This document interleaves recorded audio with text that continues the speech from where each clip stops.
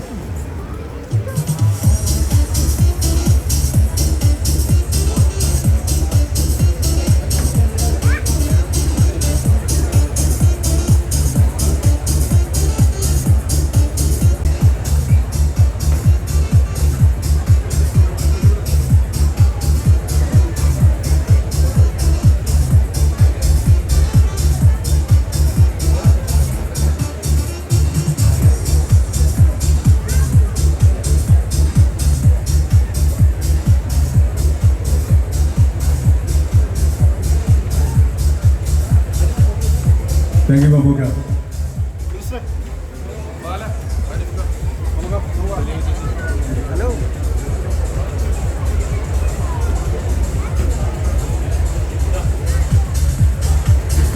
എൻ്റെ പ്രിയപ്പെട്ടവരെ, വളരെ സന്തോഷം. ഞാൻ പറഞ്ഞ പോലെ ഇതെല്ലാം തന്നത് ദൈവമാണ് എന്ന് ഞാൻ വിശ്വസിക്കുന്നു.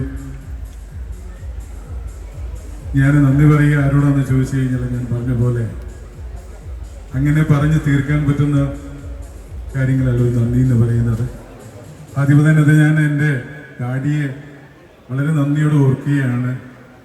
അതേപോലെ തന്നെ എൻ്റെ മമ്മിയുടെ ഏറ്റവും വലിയ ആഗ്രഹമായിരുന്നു അതായത് എൻ്റെയും ഷെൽജുവിൻ്റെയും രഞ്ജിയുടെയും രേഖയുടെയും ഒക്കെ മക്കളുടെ കല്യാണം ഗംഭീരമായിട്ട് നടത്തുക എന്നുള്ളത്. എൻ്റെ മമ്മി ആഗ്രഹിക്കുന്നതിനേക്കാൾ നന്നായിട്ട്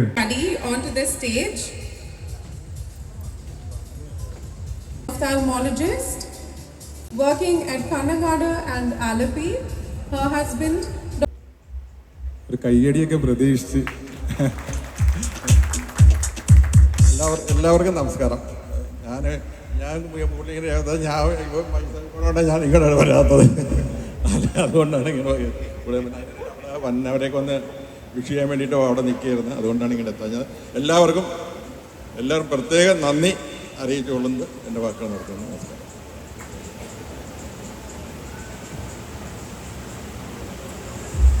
വളരെ ബഹുമാനത്തോടെ നമ്മുടെ ബഹുമാനപ്പെട്ട കൃഷി വകുപ്പ് മന്ത്രി പ്രസാദ് സാറിനെ ഇതിലേക്ക് ക്ഷണിക്കുന്നു. അതുപോലെ നമ്മുടെ പ്രിയപ്പെട്ട ആരിഫ് സാർ, തെലീമ, അതുപോലെ എൻ്റെ പ്രിയ സഹപ്രവർത്തക ബാല, ശ്രീ ബക്കം സാർ. ഏറെ സന്തോഷകരമായ ഒരു മുഹൂർത്തത്തിനാണ് നമ്മളെല്ലാം സാക്ഷ്യം വഹിക്കുന്നത്. ഈ കുടുംബവുമായി എനിക്കും കുറേ നാളത്തെ നല്ല ബന്ധമുണ്ട്. വളരെയധികം സ്നേഹമാണ് ബൈജുവിൻ്റെ അച്ഛനുമെല്ലാം ഞങ്ങളോടെല്ലാം കാട്ടിയിട്ടുള്ളത്. ഈ കുടുംബത്തിലെ ഓരോ അംഗവും അതേപോലെയുള്ള സ്നേഹത്തിൻ്റെ ഏറ്റവും വലിയ പര്യായങ്ങളായിട്ട് ഞങ്ങൾക്കെല്ലാം അനുഭവപ്പെട്ടിട്ടുണ്ട്. ഡോക്ടറുടെ ഈ കുടുംബവും ഇവിടെ പറഞ്ഞതുപോലെ തന്നെ ഏറ്റവും പ്രധാനപ്പെട്ട തരത്തിൽ. അതുകൊണ്ട് ഈ രണ്ട് മക്കളും ഏറ്റവും നല്ല ദമ്പതികളായി ഈ നാട്ടിൽ ജീവിക്കും എന്നുള്ളത് നമുക്കെല്ലാവർക്കും ഉറപ്പാണ്. രണ്ടുപേരെയും ഹൃദയം നിറഞ്ഞ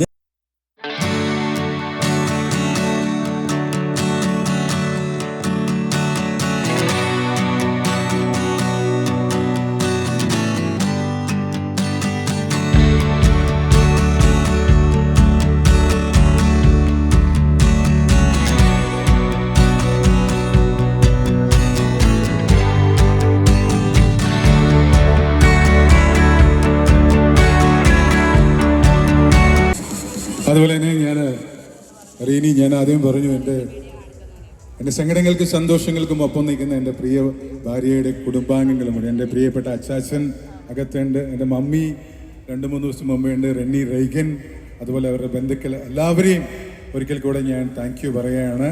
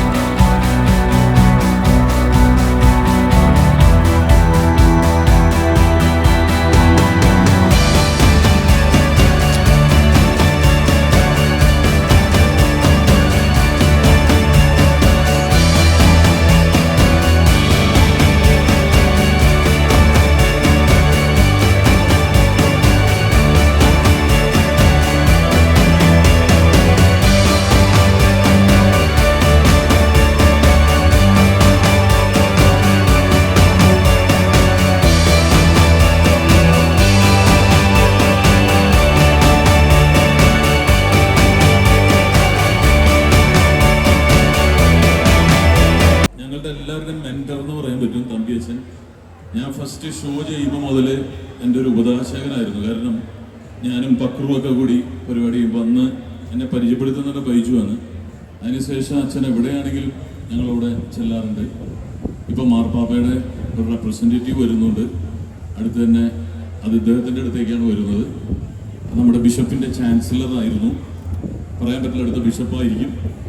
എന്തായാലും തമ്പിയച്ഛന് വലിയൊരു പ്രാസംഗികനുണ്ട്. രണ്ടുമൊക്കെ തമ്പിയച്ഛൻ പറയാതെ പോയത് ചതിയായി പോയി എന്ന് എനിക്കറിയാം. ഇരിക്കട,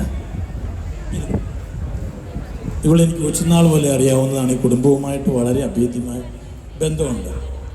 ഓരോ പ്രോഗ്രാമിനും ഞാനിവിടെ ഉണ്ടാവും എന്നുള്ള കാര്യം എനിക്ക് നിശ്ചയമായിരുന്നു. പക്ഷേ ഇന്ന് മാത്രം ഞായറാഴ്ച ആയിരുന്നതിൻ്റെ പേരിൽ 3 പ്രോഗ്രാം കൂടെ ഉണ്ടായിരുന്നു. അതുകൊണ്ടാണ് ഇത്ര ലേറ്റായി പോയി. മകനെ എൻഗേജ്മെൻ്റ് എന്ന് വെച്ചാൽ ലൈറ്റിംഗ് ഓഫ് എ ലാമ്പാണ്, ഒരു തിരി കത്തിക്കല്ല. ആ തിരി എപ്പോഴും it's an up or above the desires or up or above the surroundings. സാഹചര്യങ്ങളെല്ലാം മോശമായിരിക്കാം, പക്ഷെ അതിൻ്റെ അപ്പുറത്തേക്കൊരു കത്തിക്കലാണ് ബെട്രോത്തൽ. നസ്രത്ത് എന്ന് പറഞ്ഞ സ്ഥലം വളരെ മോശം സ്ഥലമായിരുന്നു. വളരെ മോശം എന്ന് വെച്ചാൽ വളരെ മോശം. ആ സ്ഥലത്താണ് ദൈവം തമ്പുരാൻ ജനിച്ചത്. അതുകൊണ്ട് തന്നെ സറൗണ്ടിങ്സിൻ്റെ എബവായിട്ട് ഒരു തിരി കത്തിക്കലാണ് പ്രത്യേകമായിട്ടും ഈ ബെട്രോത്തൽ. ഡിസയേഴ്സിൻ്റെ എബവായിട്ട് ഒരു തിരി കത്തിക്കലാണ് ഈ ബെട്രോത്തൽ. നിങ്ങളുടെ സ്വപ്നങ്ങളും താല്പര്യങ്ങളും നടക്കാൻ പോകുന്നില്ല. എന്താ അച്ഛാ ഇങ്ങനെ പറഞ്ഞു? കാരണം നമ്മുടെ താല്പര്യങ്ങളും നമ്മുടെ സ്വപ്നങ്ങളും നീ ഇവന് വേണ്ടിയിട്ടും നീ അവൾക്ക് വേണ്ടി മാറ്റേണ്ടി വരും. അങ്ങനെ വരുമ്പോൾ മാത്രമേ യഥാർത്ഥത്തിൽ ഒരു തിരി കത്തിക്കലാവുള്ളൂ. അല്ലാതെ you cannot live by yourself, your own desires, your own surroundings. And I do wish ഇവൻ പറഞ്ഞതിൻ്റെ പേരിൽ മാത്രം നിങ്ങൾ രണ്ടുപേരും മാത്രമല്ല സിനിമാ ലോകത്തിലെ കുറേ ആളുകളെയൊക്കെ പരിചയപ്പെടുത്തിയത് ഈ താരങ്ങളൊക്കെ തന്നെയാണ്. അങ്ങനെ പലപ്പോഴും ഞാനൊരു സെലിബ്രിറ്റി ആയിട്ടുണ്ട്, പൊട്ടനാണ്, മന്ദബുദ്ധിയാണ് എന്നുള്ളത് എനിക്ക് നന്നായിട്ടറിയാം. എന്നിരുന്നാൽ തന്നെയും ഈ തരുണത്തിൽ ഇതെൻ്റെ മകളാണ്, പുതിയൊരു മകനെ കിട്ടി എന്നുള്ള കൊച്ചുനാൾ മുതലേ ഞാൻ കാണുന്നൊരു കൊച്ചാണ്. അവളുടെ നന്മയ്ക്ക് ഞാൻ എപ്പോഴും കൂടെ ഉണ്ടാവും. നിങ്ങളുടെ എല്ലാവരും വന്നതിന് വളരെ സന്തോഷം. എല്ലാവിധ ഭാവങ്ങളും മംഗളങ്ങളും നേരുകയാണ് ഹൃദയത്തിൻ്റെ ഭാഷ.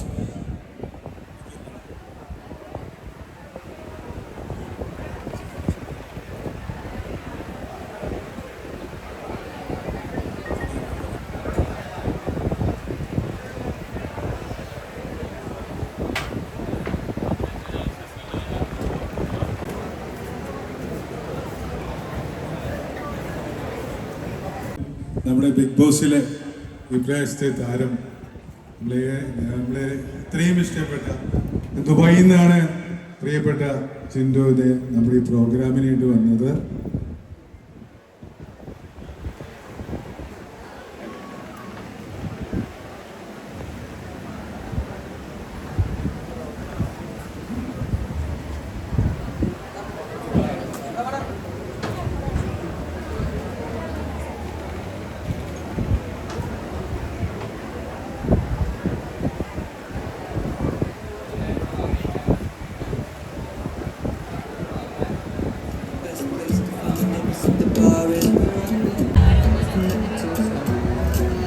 ചിലു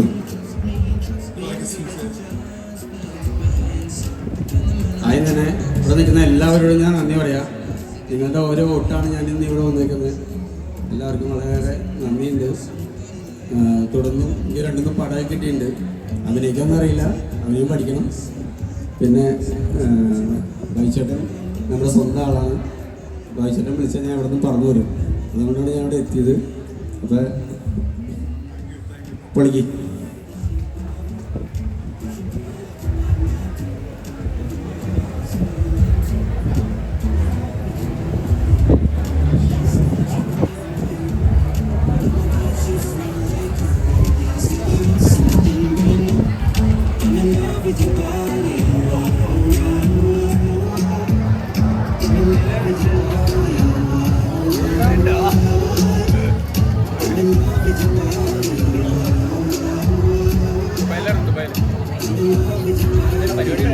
ദുബായിൽ അവിടെ ഷോപ്പിൻ്റെ ഇനാഗ്രേഷന് പോയതാണ്.